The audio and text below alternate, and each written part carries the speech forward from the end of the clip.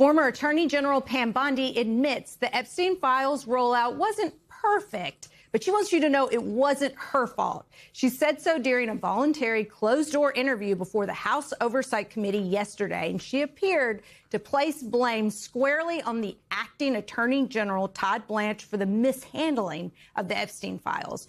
Although she later disputed this characterization and said Blanche's ethics are, quote, beyond reproach. During her prepared remarks, Bondi said that she, quote, did not lead every aspect of this effort or conduct that document review herself, adding that she delegated that process to Blanche. But current and former DOJ officials tell the New York Times that, quote, not only was Bondi informed of every key development in the Epstein case, but she also signed off on every major decision, including by issuing a memo in July 2025 that formally ended the government's review of the files. Joining us now, Democratic Congresswoman Yassamin Ansari of Arizona. She sits on the Oversight Committee and is one of the lawmakers who grilled Bondi yesterday. So, Congresswoman, can you talk us through how this entire hearing unfolded, starting from the agreement that Bondi apparently struck that this was not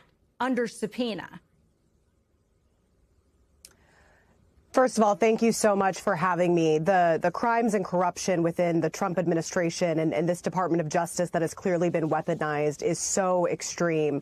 Yesterday, Pam Bondi came before us for something called a transcribed interview, which means that it was behind closed doors. She was not under oath, and there was no video recording.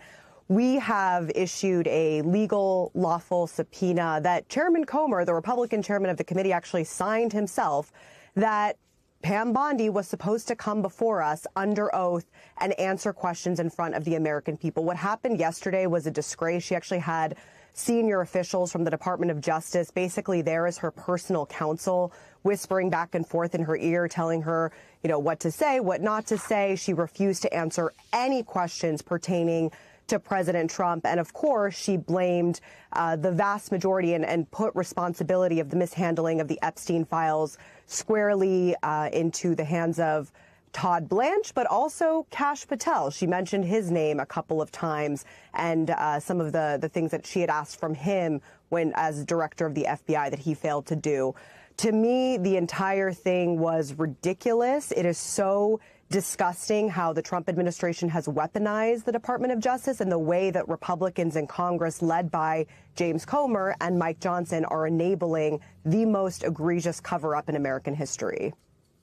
Congresswoman, one of the things that was reported out of that hearing that you attended was that apparently the former AG, Pam Bondi, said that she did not think that Donald Trump should pardon Ghislaine Maxwell. According to the New York Post, Assistant Attorney General Harmeet Dillon told the Post following Bondi's 4-hour transcribed interview before the House Oversight Committee that the 60-year-old also declared twice, in fact, that Maxwell, the accomplice and occasional girlfriend of convicted pedophile Jeffrey Epstein, should not receive a presidential pardon.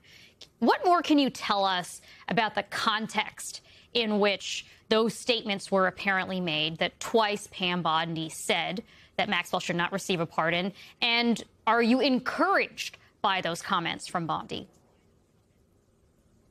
Well, there were several lines of questioning about Ghislaine Maxwell in particular, because, of course, the entire circumstances around her transfer from a higher security prison to now a very low and minimum security prison is very suspicious. And so we asked her about that and who made those decisions.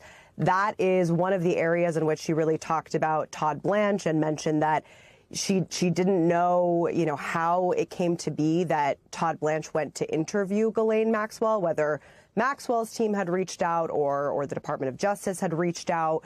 So, she said it was he who decided to do so. He went and interviewed her. And then she said she did not know how the decision came that she was moved and that we would have to ask the Bureau of Prisons about that. So we, of course, probed on, Ghislaine Maxwell and Bondi's opinion of her. She did call Maxwell a monster and I don't want to give her kudos. That is an obvious statement. This is a person who was, is convicted of child sex trafficking, and we know that she was a monster.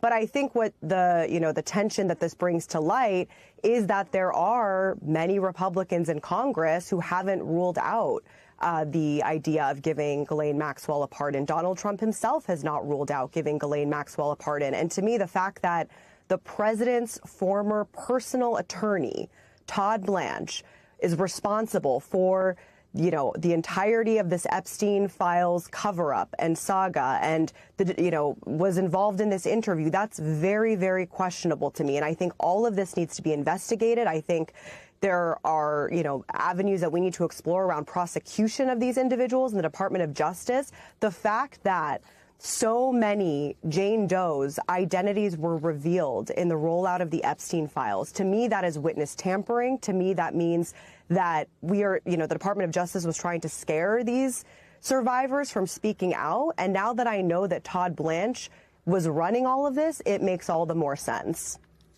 Congresswoman, one of the things, just to set the scene here, I want to acknowledge is that, yes, this was a Friday before a holiday weekend. And so one of the fun stats is that there was exactly one Republican present, and it was James Comer, who had to be there because he was the chairperson. So you're talking about political damage and the political costs potentially. What does it say to you that no other Republicans showed up?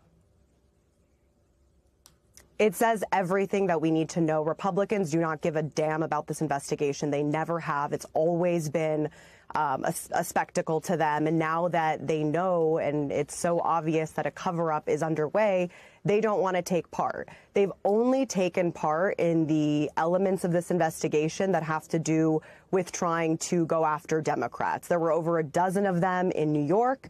I was in New York for, the depositions of Secretary Clinton and former President Bill Clinton.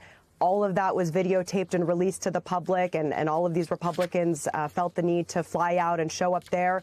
But none of them, other than the chairman, showed up for the most important interview, arguably, that we've had with the former Attorney General who handled all of this. I think that just demonstrates it's a slap in the face to the survivors. It's a slap in the face to this investigation. But my message to them is we're not letting this go. This is just the beginning of this investigation, and accountability will come for not only the people who perpetrated and enabled Epstein's crimes, but for the people in the Trump administration and any other administration who were part of the cover-up. Yeah, not wanting to even ask questions feels like a relevant fact in this whole scenario. But it's Congressman ridiculous. Yassamin Ansari, thank you for answering our questions at the very least.